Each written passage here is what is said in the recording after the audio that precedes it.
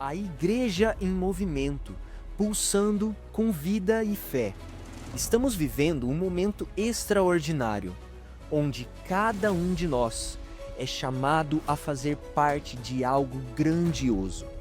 A Igreja de Jesus. Estou envolvido com uma obra muito importante e não posso parar.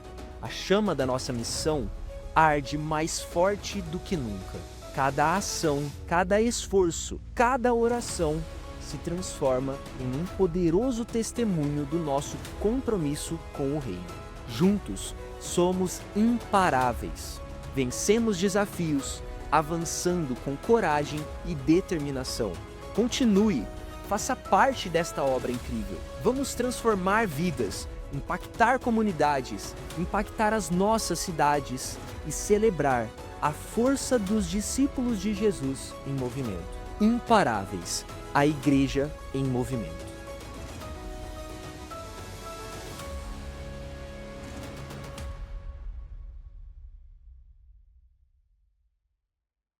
Essa série, quero, durante alguns domingos, falar sobre isso, nosso chamado, aquilo que Deus nos chamou. Imparável, queridos, é um adjetivo que significa algo que não pode ser parado, ser interrompido, ser cessado, ou que é difícil de parar, né? Pode também significar algo que não pode se conter, prender ou delimitar. Agora, ser imparável não é ser invencível, queridos. Ser imparável não é bancar o herói, não é ser cabeça dura, tá? Ao contrário, queridos, nós precisamos muitas vezes ajustar as nossas rotas, parar, pensar, dar uma pausa para continuar novamente, analisar aquilo que nós estamos fazendo, regar as sementes que nós plantamos, cuidar daquilo que nós plantamos, né, para poder continuar, reconhecer que somos humanos, reconhecer que muitas vezes, nós muitas vezes esquecemos que somos humanos, né, e nós precisamos voltar e reconhecer que nós falhamos, que nós nos frustramos e frustramos outros também. Nós paramos muito nessa questão de nos frustrar, mas esquecemos que também frustramos outros, e nós precisamos cuidar disso, e nós precisamos continuar, um passo de cada vez. Podemos parar, nós temos que continuar dia após dia avançando. Às vezes uns avançam mais, outros menos, às vezes um dia você vai mais longe, outro dia menos, mas nós não podemos parar, nós não podemos parar. Ser imparável, queridos, é nunca desistir daquilo que é importante, independente das dificuldades, independente das circunstâncias. As prioridades, elas podem até mudar, mas o imparável não desiste jamais. Amém? Fala comigo assim: o imparável não desiste jamais. É isso, queridos, nós somos imparáveis. Amém? Você é imparável. Amém? Fala assim: eu sou imparável. Agora você acredita nisso de verdade e fala assim: eu sou imparável. Amém, glória a Deus, glória a Jesus. Nós vamos ler o texto de Neemias, capítulo 6, e eu peço que você não falte nos próximos cultos, esteja atento, porque nós vamos continuar falando sobre isso, que é algo importante na nossa vida cristã, na fé cristã, ok?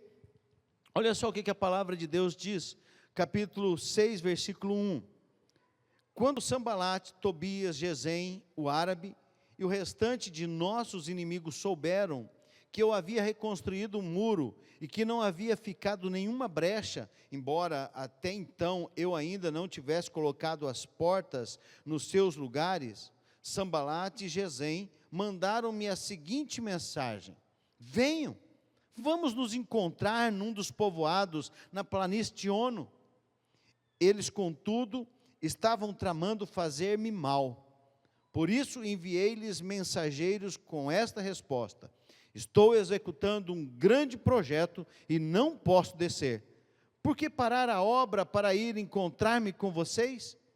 Eles me mandaram 4 vezes a mesma mensagem, e em todas elas dei-lhes a mesma resposta. Então, na 5ª vez, Sambalate mandou-me um dos seus homens de confiança com a mesma mensagem. Ele tinha na mão uma carta aberta. Só lembrando aqui essa questão da carta aberta, depois, numa outra mensagem, nós vamos falar sobre isso. Mas uma carta aberta, o que é uma carta aberta nos dias de hoje? Pensa aí, carta aberta, o que é uma carta aberta hoje? Postagens no Instagram, uma carta aberta. A pessoa coloca o que quiser a respeito de quem ela quiser, independente do que possa acontecer.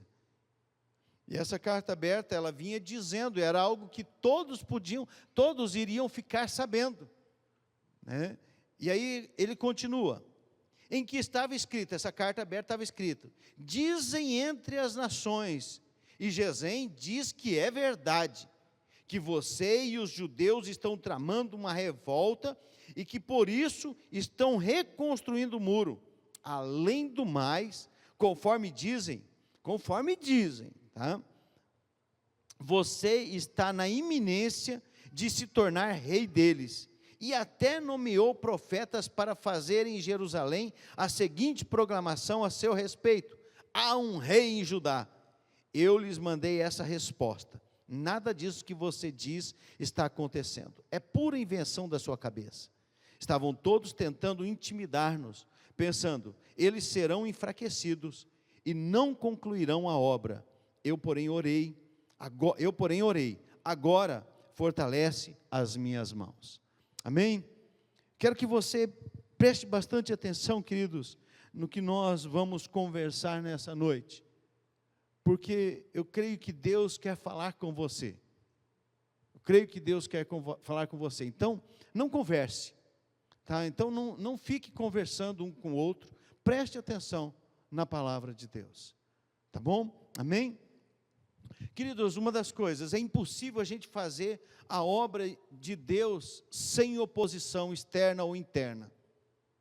Tudo que nós fizermos no reino de Deus, na obra do Senhor, nós vamos encontrar oposição do lado de fora e do lado de dentro. Isso é verdade. E nós precisamos lembrar que a vida cristã, queridos, não é um paraíso de férias. Tem muita gente achando que a vida cristã é um paraíso de férias, que já está no céu. Não, nós não estamos no céu, nós estamos na terra, né? Nós podemos viver muitas coisas que o Senhor tem para nós e vamos viver, mas não se esqueça que você está na terra, que ainda não é o céu. Se você quiser o céu, eu estava falando com o irmão antes do culto, né? Se você quiser o céu, a gente faz uma oração. Você pode de repente ir rapidinho para lá, mas eu acho que ninguém quer, né? Ninguém está querendo. O irmão disse, não pastor, agora não, né? Pode deixar para depois esse negócio, né? Por quê, queridos? Porque muitas vezes a gente está fixado nessa terra. Não é que eu também quero ir, falar assim, pastor, então, qualquer hora. É qualquer hora. Nós temos que estar pronto para qualquer hora. Mas se perguntar, se quer ir agora? Né? A gente fica assim, né? Será que eu quero? Será que eu não quero? E ninguém está querendo ir, né? Então, queridos, aqui nós vamos ter muitas lutas. Aqui nós vamos ter batalhas. E nós precisamos estar de olho aberto, sabe, atentos. Nós não podemos ficar desapercebidos. Nós não podemos ficar aí parados. Quando nós olhamos para Neemias, ele enfrentou muitas oposições, e nós enfrentamos as mesmas oposições que Neemias, com os inimigos. Olha só algumas das oposições que ele enfrenta. O desagrado, nós enfrentamos isso. O desprezo, a zombaria, nós enfrentamos isso. A indignação, o escárnio, a humilhação, a chacota, a confusão, a violência, os boatos, tudo isso a gente enfrenta. Tudo isso são coisas que Neemias enfrentou e nós também enfrentamos. Só que a diferença, queridos, muitas vezes de Neemias e nós, é que Neemias não arrega. Neemias, ele era um imparável. Neemias não iria parar por nada. e muitas vezes nós paramos, nós desistimos. Sabe, queridos, quando estava acontecendo isso, os inimigos pararam um pouco, mas quando eles viram que começou a resolver os problemas internos do povo de Jerusalém, do povo de Deus, que eles começaram a acertar as coisas, o inimigo se levantou novamente e começa a atacar. E aí se aliaram uns com os outros contra o povo de Deus. O inimigo, ele é incansável, ele não cansa. Ele não vai parar de te provocar, ele não vai parar, ele é persistente. E ele vai usar de muitas estratégias. Ele tem muitas táticas para tentar fazer com que a gente pare, que a gente desista, que a gente não continue. Então, as estratégias do inimigo, eu quero comentar com você algumas estratégias do inimigo para paralisar a obra de Deus. Ele quer parar, queridos, a obra do Senhor. Ele quer parar, desde o princípio, ele está tentando parar aquilo que Deus iniciou. E você acha que agora nós somos mais bonitos do que os anteriores a nós? Somos mais importantes do que os que passaram antes de nós? Não somos, queridos. Nós vamos passar por lutas. A obra de Deus que nos incomoda o inimigo. A obra de Deus faz com que ele fique com ódio daqueles que estão trabalhando, daqueles que estão servindo. E quando você se levanta para fazer a obra de Deus, desperta a fúria do inimigo. A obra de Deus, queridos, não é só servir nos ministérios da igreja. Muitas vezes as pessoas pensam, mas eu sirvo aqui, eu sirvo ali, nos ministérios, eu estou fazendo a obra de Deus. Sim, tá, mas não é isso só, queridos.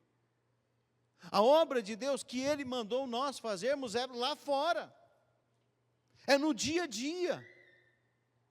Eu vou falar isso mais para frente, mas, queridos, a obra de Deus, você está alocado, se você faz parte da obra de Deus, você está alocado no seu trabalho, na sua escola, na universidade, na sua família. Ali é a obra de Deus. O Senhor te colocou ali, o Senhor te colocou ali para fazer a obra de Deus.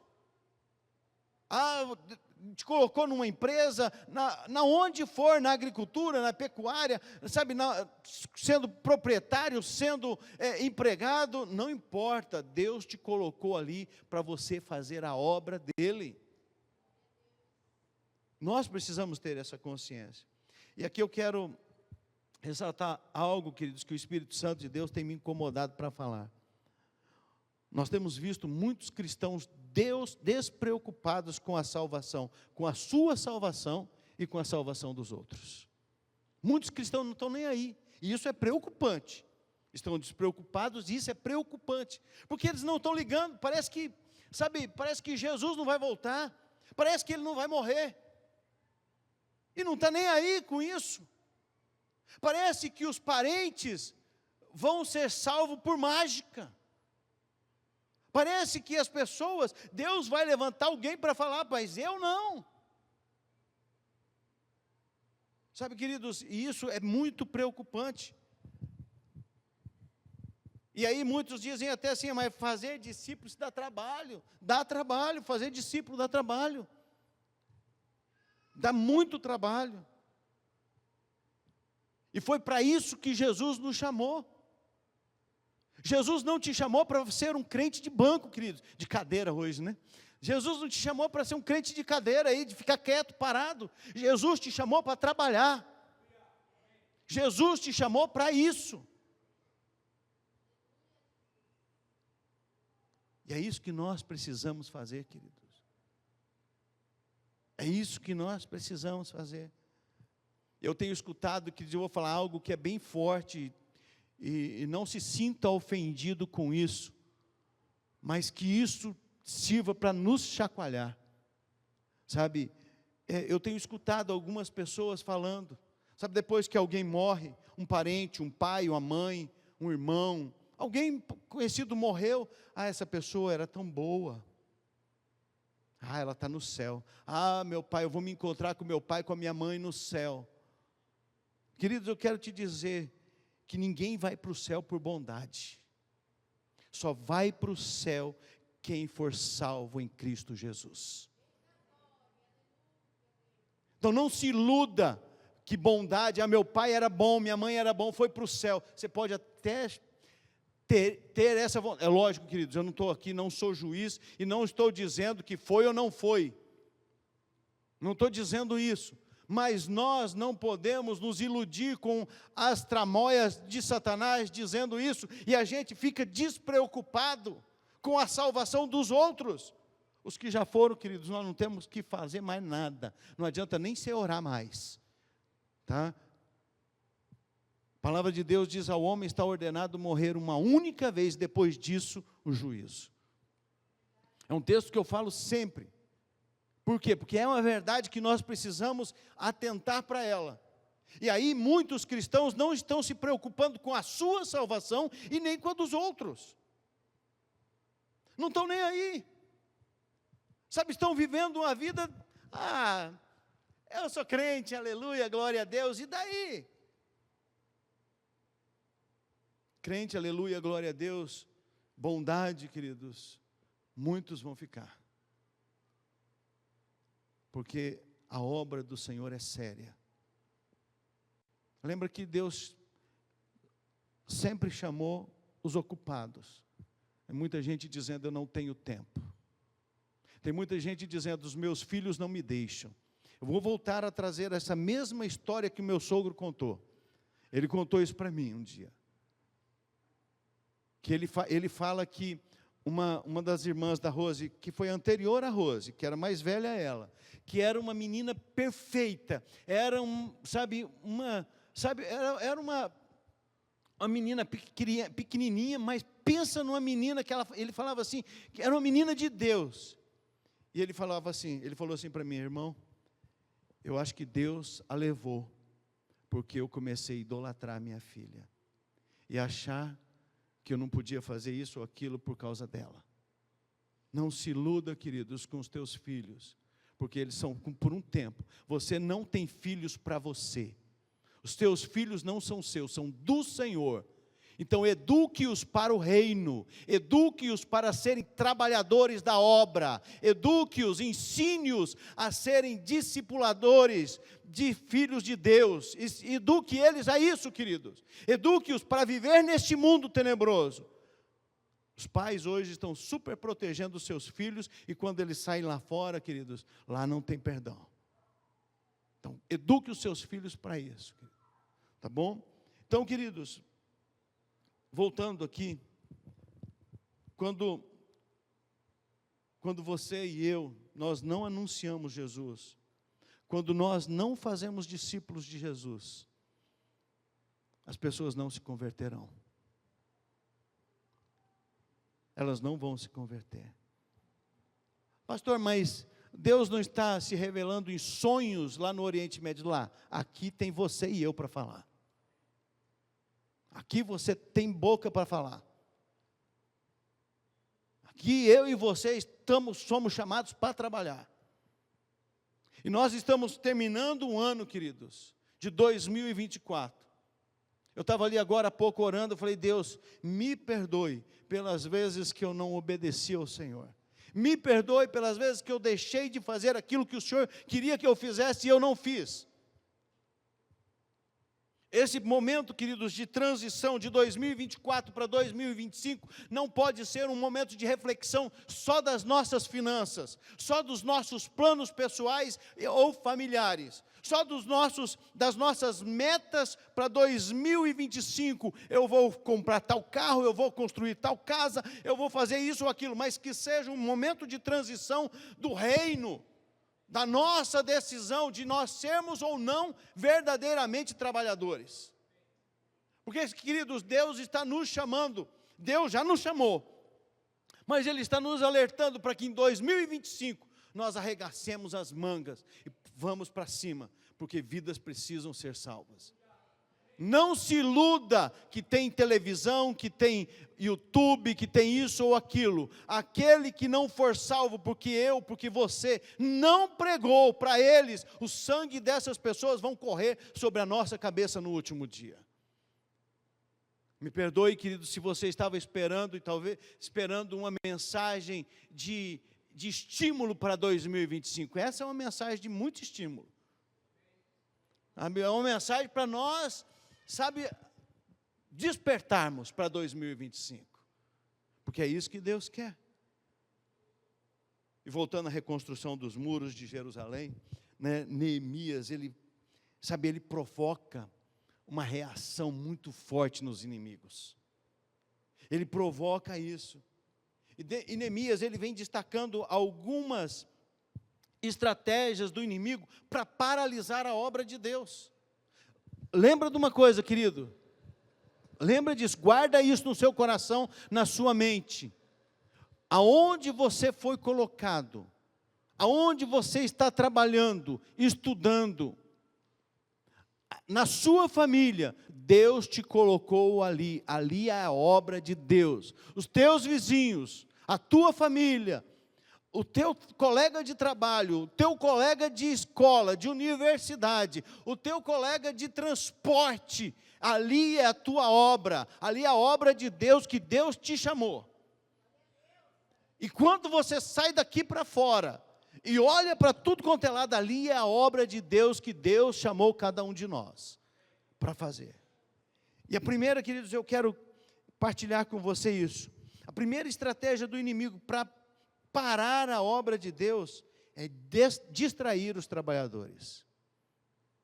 É distrair, é distração. Olha só o texto, versículo 2. Sanbalate e Gesem mandaram-me a seguinte mensagem: venham, vamos nos encontrar num dos povoados da planície de Ono. Eles, contudo, estavam tramando fazer-me mal. O inimigo não queria ver a obra de Deus concluída ali. O inimigo não queria que eles terminassem. Os muros estavam feitos, mas as portas não estavam colocadas. Ainda era um lugar vulnerável, ainda era um lugar de perigo, porque onde o inimigo podia entrar a qualquer hora, se eles não estivessem atentos. As portas estavam abertas, querido. Talvez fosse a última esperança do inimigo de fazer alguma coisa para deixar a obra de Deus no meio do caminho. O inimigo, queridos, ele não vai desistir. O inimigo, quando nós olhamos aqui para o texto de Neemias, ele dá a última cartada. E ele tem um plano. O plano dele é distrair os trabalhadores, desviá-los da obra, fazer com que eles parem no meio do caminho. E o diabo ataca, querido, de maneira, extraordinária. Ele é estrategista. Ele sabe. E ele faz isso, queridos. Porque, pensa nisso, queridos. A metade do caminho sempre é um perigo. É um perigo. Hoje eu estou feliz da vida, né? César atrapalha a gente, faz 100 e poucos quilômetros de bicicleta, né? Tira a facerice da gente, né? Mas eu corri 10 quilômetros hoje, gente.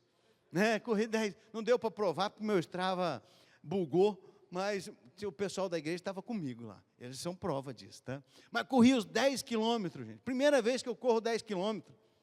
Nunca tinha corrido 10 quilômetros na vida. Eu corria 5, 6, 7, 8, mas 10 nunca tinha corrido, e corri a metade do caminho. O começo não é fácil. O começo é difícil, você está, é um desespero, cansado. Depois que passa o primeiro quilômetro, que você começa a ficar melhor. Mas a metade do caminho, a hora que você olha, e nós fomos ali para o lado do campo de aviação, lá para frente, lá, a volta, querido, só subida de lá até aqui. Quantas vezes eu pensei, eu vou parar, eu vou andar, eu vou caminhar. Não vou, porque o meio do caminho, queridos, é onde o inimigo mais nos assola, mais nos ataca. É a hora que ele vem tentando, porque é um lugar perigoso, é um lugar de indecisão, é um lugar de muita fraqueza nossa, é um lugar de perturbação, mas é um lugar que nós não podemos parar, nós precisamos continuar avançando, nós precisamos continuar trabalhando. Quantas vezes você e eu já desistimos de pessoas? Não vou continuar não, talvez era o meio do caminho, queridos. Precisava continuar mais um pouco, e nós paramos, nós desistimos. E aonde você está colocado, o inimigo, queridos, ele está tentando fazer com que você pare, que você desista do curso, que você desista do trabalho, que você desista daquilo que você está fazendo agora. Sabe por quê? Porque Deus te colocou ali, tem um propósito, tudo tem um propósito na nossa vida. Então não pare, não desiste, continua, arregace a manga e fala: Deus, vamos para cima, o Senhor está comigo, a hora que eu estiver meio parado, o Senhor me arrasta, mas não me deixa parar. Vamos para cima, queridos. Sabe, o inimigo, queridos, ele tem alcançado muitas vitórias, fazendo muitos trabalhadores parar no meio da obra, desistir. Você já encontrou alguma construção parada? Você viaja aqui para o lado de São Paulo, né? Para cá também tem, para o lado do sul. Você encontra uns viadutos que fizeram, mas pararam. Com o tempo, ele se deteriora e se destrói, e não pode ser mais usado. É isso que o diabo quer fazer com a gente. É isso que o diabo quer fazer comigo e com você, queridos. Que você pare, e com o tempo, não seja mais possível usar. Se bem que o Espírito Santo de Deus é especialista em transformar nada em alguma coisa. Transformar destruídos em belas construções. Ele é especialista nisso. Então deixe o teu coração bem aberto. Agora, a pergunta é: você vai parar no meio do caminho? Você vai parar a obra? Não esquece que Deus te colocou lá. Foi Deus que te pôs naquele lugar. Foi Deus que pôs ali. Tem um propósito. Talvez seja alguém que você vai falar de Jesus. Talvez seja alguém que você vai testemunhar. Talvez que seja alguém que vai chegar para você e falar assim: mas cara, com tudo isso, você ainda está firme? Estou, porque eu não desisto. Porque eu sou imparável. Eu não vou desistir. Deus tem uma grande obra, queridos. Nós não podemos parar. Deus tem algo a fazer. A segunda estratégia do inimigo, queridos, para parar a obra de Deus, é dialogar com os trabalhadores. É a conversinha. O mesmo versículo 2, olha lá. Encontrar. Vamos nos encontrar num dos povoados da planície de Ono. O encontro, queridos. É um momento de mesa, um momento de sentar junto, de conversar, de dialogar. Era isso que os inimigos estavam fazendo com Neemias. Ele queria dialogar com Neemias. Ele queria que Neemias parasse. Você acha que é diferente comigo e com você? Ele está tentando dialogar com a gente. E aí a gente vai decidir. Agora, você acha que o inimigo, ele é perigoso no momento das batalhas, da guerra, do fogo lá, de arma indo para cima e para baixo? Não, quer dizer, ele não é perigoso ali. Ele é mais perigoso quando ele é amigável, quando ele chega com aconchego, com algo que você deseja, oferecendo aquilo que você sonhou. Ele é perigoso no encontro à mesa, muitas vezes. Era isso que ele estava querendo fazer com Neemias. Vem cá, vamos bater um papo. A sutileza da serpente, queridos, ela é mais perigosa que o rugido do leão. A sutileza. Sabe? Calminha ali. Calminha. Mas é um ataque, é mortal. Ele espera o momento exato, é mortal, é destrutivo. É isso que o diabo está querendo. Ele quer dialogar com a gente. E aí os inimigos de Neemias, eles queriam conversar com ele. Disseram, tá bom agora, Neemias, poxa vida, cara, você é o cara, meu, você conseguiu construir o muro, rapaz, mas que coisa linda que tá, Neemias, olha só, você é bom mesmo, hein, Neemias, você conseguiu juntar o povo, esse povo estava tudo fraquejado, você levantou eles, agora vamos conversar, Neemias, vamos criar um relacionamento entre a gente, vamos fazer, sabe, deixar as coisas para trás, as nossas diferenças, sabe, vamos deixar para lá, vamos começar uma nova conversa. O problema, queridos, é que Neemias, não de Neemias, mas o problema é que lá dentro de Jerusalém, os inimigos tinham aliados. Os inimigos tinham pessoas, depois você vai descendo, não leia agora, mas na sua casa, você continue lendo o texto de Neemias 6, você vai ver ali, que tinha dentro lá, gente que mandava recado para Tobias, sabe, que mandava, porque um casou com o outro, casou com aquele que era parente, eles estavam juntos, e eles foram comprados. Semaías, ele vai lá na casa de Semaías, Neemias, depois de tudo que acontece, vai lá, Semaías foi comprado, para profetizar, para tentar enganar Neemias, e é isso, queridos, que nós precisamos cuidar, a conversa com o inimigo. Uma das artimanhas mais sutis do adversário, é se infiltrar no meio do povo de Deus, mais sutis, e ele tem se infiltrado, para conquistar aliados, para conquistar pessoas. A pergunta que nós precisamos fazer para nós é, eu sou um trabalhador ou eu sou um infiltrado? Porque, queridos, Deus chama trabalhadores, pessoas que querem trabalhar. Sabe quem são os infiltrados? Aqueles que reclamam, aqueles que não fazem, aqueles que põem defeito, aqueles que falam mal, aqueles que criticam, são os infiltrados, que começam a minar a força, sabe, com converseiro, com conversinhas, é isso que o inimigo quer fazer. E sabe, queridos, o diálogo, se você olhar no mundo de hoje, é uma palavra popular hoje, tem que ter diálogo, o Oriente com o Ocidente, a direita com a esquerda precisa dialogar. Os maometanos com os cristãos precisam dialogar. Os católicos com os protestantes precisam dialogar. E aí, queridos, esse diálogo entra o quê? O ecumenismo.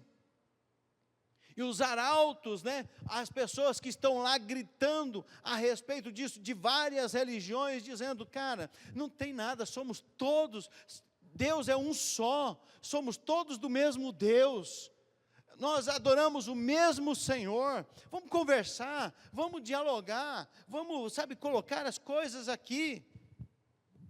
É isso que Satanás quer, queridos. Deixa de ficar falando essas coisas, sabe, falando de pecado, somos todos irmãos. É essa conversa, querido, somos todos irmãos. Só é filho de Deus quem aceita Jesus, quem entrega a sua vida a Jesus, quem segue a Jesus, quem obedece a Jesus e quem anda com Jesus. Só é filho de Deus quem faz isso, os demais são criaturas. Criatura não entra no reino do céu, só os filhos. Então, se você ainda não se decidiu a ser filho, queridos, tome uma decisão, se é aqui ou online, onde você estiver. Quando você escutar essa mensagem, ela é atual para cada um de nós. E é isso que ele está fazendo. O diabo continua dizendo, estamos todos fazendo a mesma obra, não estamos, queridos. Uns estão fazendo a obra para destruir a obra de Deus, e nós não podemos fazer isso. E é por isso que nós encontramos hoje muitos, sabe, pregadores pregando autoajuda, ao invés de pregar as verdades bíblicas, ao invés de pegar a palavra de Deus, é autoajuda. são coaches do Evangelho. E é gostoso de ouvir, né? As pessoas estão gostando de ouvir TikTok, pregações. Por quê? Porque é autoajuda. É autoajuda. Esquecendo da verdade, da palavra de Deus, que nos confronta. Porque a palavra nos confronta, gente. A palavra, ela nos põe na parede. A palavra nos chega na parede. A palavra de Deus, ela fala, ou você muda de nome. Ou você é realmente cristão, ou você não é cristão. Para a palavra de Deus não tem meio termo. E é isso que nós temos que pensar para 2025, queridos. Porque o inimigo quer conversar com a gente. Jesus, queridos, não dialogou com o diabo. Neemias não dialoga com os inimigos. Jesus, queridos, ele não mandou que eu e você dialogasse com o inimigo. Ele mandou que a gente resistisse ao diabo e ele ia fugir de nós. Não mandou a gente fazer isso. Mas uma coisa que Jesus mandou a gente fazer é o quê? Fazer discípulo. Pregar o Evangelho, ide por todo mundo. É ir. Jesus mandou a gente fazer isso, queridos. E nós precisamos nos identificar, não é ser igual. Jesus, ele se identificou com as pessoas aonde ele passava, mas ele não vivia como elas viviam. Jesus não fazia a mesma coisa, Jesus não transgrediu, Jesus não pecou. Não, eu tenho que fazer parte daquele meio para pregar o Evangelho. E aí as pessoas estão indo para a prostituição, para o homossexualismo, para o pecado, para tudo quanto é lado, sabe, para as mentiras. Você escuta, gente, você vê, eu tenho alguns irmãos acabam me bloqueando, né? Mas você vai ouvindo as músicas que estão sendo colocadas nos posts, nas imagens, cara, não tem umas que dá vergonha. Eu falo, eu tenho vergonha. Por quê? Porque não é música de cristão, mas não tem nada. Estão dialogando com o capeta e estão achando que não tem nada a ver. Tem muito a ver, queridos. Porque só existe dois senhores. Só existe dois senhores. Ou se faz música para o reino, ou não se faz música para o reino. Se não faz música para Deus, faz música para o capeta. Então, queridos, e aí tem um monte de gente postando. Gente, tem uns crentes que dá vergonha. Fala, larga de ser crente, vai viver a vida do mundo, então. Ou realmente fala, Senhor, eu não quero mais essa vida, eu quero ser crente de verdade.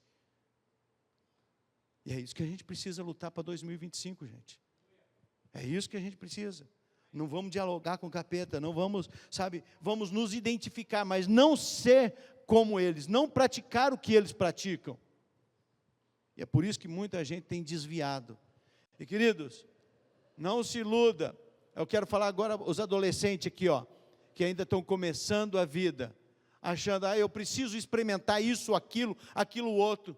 Nós está na moda hoje experimentar o homossexualismo, mulher com mulher, homem com homem. Isso é pecado, leva para o inferno. Eu preciso experimentar para saber. Você não precisa experimentar nada, você precisa de Jesus, precisa andar com Jesus, precisa ter o Espírito Santo, precisa buscar Deus, precisa meditar na palavra, estudar a Bíblia. Eu não quero que você leia mais a Bíblia, gente. Eu já falei isso uma vez. Até os que estavam dormindo acordaram agora, né? Porque eu quero que você estude a palavra. Estude a palavra. Leia, mas com olhos diferentes. Deus, o que o Senhor tem para falar para mim? Porque eu não quero dialogar com o diabo, então eu preciso dialogar com Deus, eu preciso ouvir Deus, eu preciso falar com Ele. É palavra, oração e jejum e comunhão, querido. É o que nós precisamos. E fazer discípulos. Nós precisamos. Então, queridos, está difícil? Você está achando que está difícil? Por isso você quer dialogar? Porque é mais fácil, queridos. O caminho do inimigo é mais fácil. É bem mais fácil. O inimigo, queridos, ele te dá com a mão e te toma com a pá carregadeira. Você já viu uma pá carregadeira trabalhando? Você já viu ela? Você já viu duas pá carregadeiras com correntão destruindo árvores? ele arrebenta com tudo. É assim que o diabo toma. Só que ele dá. Ele dialoga com a gente. Se você dialogar com ele, mas o fim é trágico, é destrutivo. Então, cuidado, para você não dialogar com o inimigo. A terceira estratégia do inimigo para parar a obra de Deus é fazer mal aos trabalhadores. O versículo 2, a última parte diz assim: eles, contudo, estavam tramando fazer-me mal. Estavam tramando fazer mal a Neemias, ao povo. A intenção de fazer mal aos trabalhadores. É claro, queridos, na carta de Neemias. Quando eles chamam Neemias para conversar, eles chamam Neemias num lugar fora de Jerusalém, que ficava, o Vale de Ono, ficava a aproximadamente 50 quilômetros de Jerusalém. Vem conversar com a gente. Era uma conversinha assim, é um lugar neutro, é um lugar que não é nem meu nem seu. Vem aqui, a gente conversa, a gente senta à mesa, toma um cafezinho. É isso que o diabo faz, gente. Mas não é isso que Deus quer. Eles queriam se encontrar com Neemias, queridos, longe, porque eles atentavam mal. O plano deles cheirava traição, gente. E só quem tem intimidade com o Senhor percebe os planos do diabo. Então você precisa ter intimidade com o Senhor. Você não precisa dar conversinha com o diabo. Você não pode ser distraído pelas estratégias dele. Você tem que estar atento na palavra, na oração, para não ser pego desapercebido, porque ele quer nos distrair, ele quer fazer com que a gente caia na lábia dele. Ele quer isso, queridos. Ele quer que você, desista. E é por isso que ele te chama. É por isso que ele quer conversar com você. Mas o plano dele é destruição. Lá em João 10 diz: o ladrão vem apenas para furtar, matar e destruir. O ladrão vem para isso, querido. Ele está disposto a tudo. Então, quando ele entra, ele vai para roubar, ele está disposto a morrer.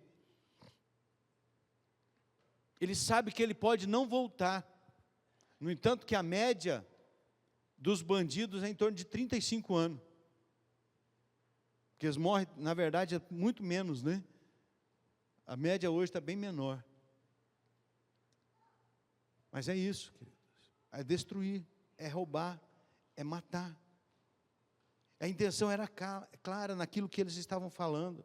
E Neemias compreende, queridos, porque Neemias tinha um relacionamento com Deus. Neemias entendia Deus, compreendia Deus. Eles queriam fazer mal, queriam matar. O projeto do inimigo era paralisar a obra. E quando ele estava fazendo mal aos trabalhadores, paralisa a obra. Se o inimigo conseguir fazer mal para você ou para alguém, ele vai conseguir paralisar ou retardar a obra. Se você não trabalhar, se você não fizer, Deus vai levantar outro? Vai, mas vai paralisar a obra. Talvez alguns se percam no percurso, porque paralisou a obra. E nós não podemos parar, queridos. Nós não podemos nos permitir. Agora, você vai permitir que o inimigo faça mal aos trabalhadores? Faça mal a você? Você vai permitir que ele te faça mal? Vai permitir que ele te faça mal aos teus irmãos? Não, queridos, nós fomos chamados para ser imparáveis, nós fomos chamados para continuar, nós fomos chamados para trabalhar, para arregaçar a manga e ir para cima. Nós não vamos arregar, queridos, nós não vamos parar. É isso que ele chamou a gente para fazer. E, queridos, já concluindo, o inimigo ele não tem pressa. Ele não tem pressa. Às vezes ele vai usar muitas artimanhas. Se não der certo a umas, ele vai tentar outras.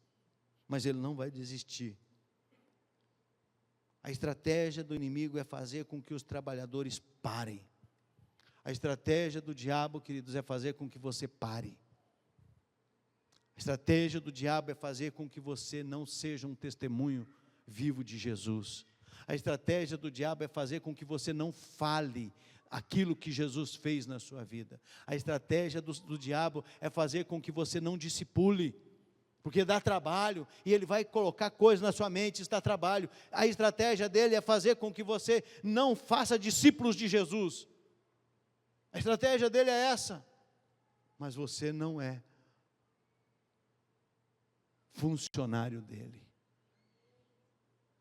Você é servo do Deus Altíssimo. Você é servo do Senhor. Então nós não vamos poder permitir, nós não podemos permitir que isso aconteça. Sabe por que nós não podemos permitir? Preste atenção nisso. A palavra de Deus diz lá em Hebreus 10:39, nós, porém, não somos dos que retrocedem para a perdição, somos, entretanto, da fé para a conservação da alma. Nós não somos daqueles que param, queridos, nós não somos daqueles que voltam atrás, nós somos daqueles que vão para frente, queridos. Nós somos daqueles que continuam, nós somos daqueles que não desistem, nós somos os imparáveis, nós somos aqueles que vamos, buscar o perdido, nós somos aqueles que vão conquistar almas, nós somos esses, querido, nós somos esses. É por isso, queridos, que nós não podemos parar no meio do caminho. Ele está querendo que você desista, Ele está querendo que você largue, que você abandone, Ele está querendo que você não continue, que você retroceda. Mas você não é dos que param no meio do caminho, você é daqueles que vão para frente, daqueles que vão avante, para a conservação, para a conquista da sua alma em Cristo Jesus, para a eternidade. Você é chamado para isso, queridos, é para isso que nós fomos chamados. E João 10:10, a segunda parte diz, eu vim para que tenham vida e a tenham em abundância. O diabo quer destruir a sua vida, o diabo quer acabar com você, o diabo quer colocar circunstâncias para te parar, ele quer, te intimidar, ele quer ficar com conversinha, ele quer te fazer mal, ele quer te distrair. Mas Jesus não, queridos. Jesus quer te dar vida e vida em abundância. Para quê, queridos? Para você se regalar e fazer como aquele agricultor dizendo assim, os celeiros estão cheios, está tudo abastado. Ó alma, agora se deleite, desfrute disso. E aí o Senhor vem e diz assim, louco, você não sabe que essa noite pedirão a tua alma?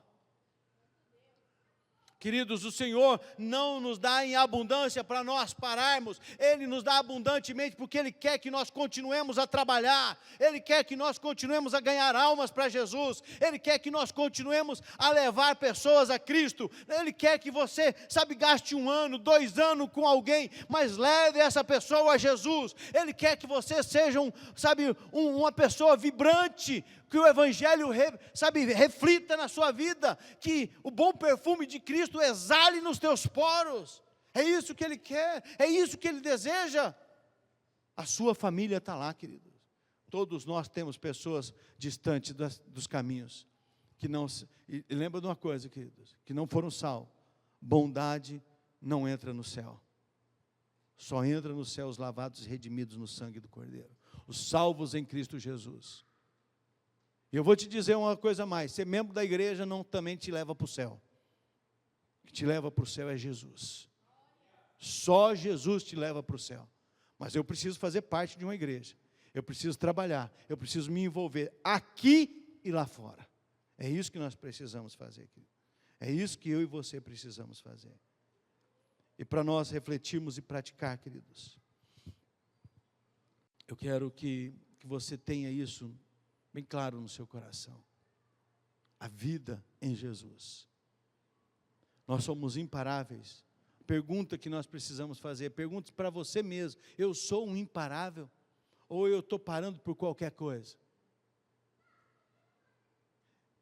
A igreja não é um lugar de ponto de encontro, queridos. A igreja não é um lugar de nós chegarmos e só escutar uma mensagem e vir no próximo domingo. Aqui é um lugar de nós refletirmos e falar, Senhor, domingo que vem eu vou trazer alguém para Jesus, eu vou trazer alguém na igreja, mas não é trazer alguém para a igreja, não é trazer para Jesus, querido, é trazer na igreja só, ele pode aceitar Jesus aqui, sim, pode, mas você precisa ganhar ele lá, essa pessoa precisa ser salva, e é a tua vida que vai demonstrar isso. Mas lembra que você tem uma boca. Não é só a sua vida que vai mostrar isso. A tua palavra vai mostrar. O teu testemunho, a tua fé e as tuas palavras. Porque nós estamos vivendo um tempo de cristão que estão compactuando com tudo. É tudo permissível, tudo pode. Não, eu estou lá, pastor, estou tentando trazer, mas está vivendo igual. Jesus nunca viveu igual. Jesus estava no meio, mas ele era diferente. E é por isso, queridos, que eu quero que você reflita e pratique. Você, a primeira pergunta, você, eu, nós, fomos chamados para uma grande obra. Você entende isso? Você entende que você foi chamado para uma grande obra?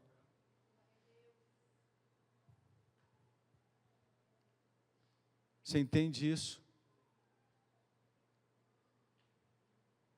Se não é apenas um negócio que Deus mandou escrever lá para alguma coisa, não. Nós somos chamados, queridos, por uma grande obra. Nós precisamos entender isso. E Deus nos deu o privilégio de sermos aqueles que levam o Evangelho, as boas novas da salvação. Segunda pergunta. Você é um trabalhador ou ainda não se decidiu? Você é um trabalhador? Porque o trabalhador trabalha. Você já trabalhou com alguém que é escora? Sabe, que você está fazendo, se matando, e a pessoa está lá batendo papo, tomando tereré, e você está lá, vamos, sabe, e a pessoa está lá enrolando. Você já trabalhou com alguém assim? Esse ainda não decidiu trabalhar. A pergunta para nós é: você é um trabalhador? Ou ainda não se decidiu? Porque se você ainda não se decidiu ser um trabalhador, só os trabalhadores, queridos, só os trabalhadores que Deus deseja. Deus quer que eu e você sejamos trabalhadores, incansáveis na obra dEle. Terceira e última pergunta. Hoje o Senhor Jesus te chama para fazer parte desse projeto e trabalho. A escolha é sua. O que você decide? O Senhor não vai te forçar, querido. Você pode continuar 2025 da mesma forma. Mas o Senhor está te chamando para trabalhar. Você pode continuar 2025 sendo o mesmo crente de 2024. Mas o Senhor não chamou desocupados. Ele chamou trabalhadores. Chamou pessoas que querem fazer a obra de Deus. Mas pastor, eu já sou idoso. Eu gosto muito desse texto. Que ainda na velhice nós vamos produzir frutos. E eu espero chegar lá eu espero chegar na velhice, queridos. E eu quero fazer com que isso realmente aconteça. Se Jesus não voltar antes, ou eu não morrer antes, se eu chegar lá na velhice, queridos, eu quero que essa palavra se cumpra na minha vida, que eu produza frutos. Porque já pensou a velhice, queridos, quantos testemunhos, quantos exemplos de vida, quanto trabalho, quanta coisa, mas sabe o que está acontecendo? A velhice está se tornando um fardo de reclamões. Eu fui isso, hoje eu não sou mais. Hoje ninguém nem lembra de mim. Gente, nosso nome não precisa ser lembrado, é o de Jesus que precisa. Que ninguém, gente, que ninguém se lembre mais. Quem se lembra do pastor Geraldo, que foi pastor aqui? 1 ou 2. Alguns nem sabem mais disso. Porque me disseram que teve um pastor que foi Geraldo aqui. Passou pelo menos aqui uns dias. E disseram, não sei se é verdade. Poucos se lembram, queridos, porque a gente passa. Mas a verdade de Deus não. Queridos, Deus te chama para um projeto e para o trabalho. Ele não vai te forçar. O reino está aqui. A decisão é sua. Feche os teus olhos.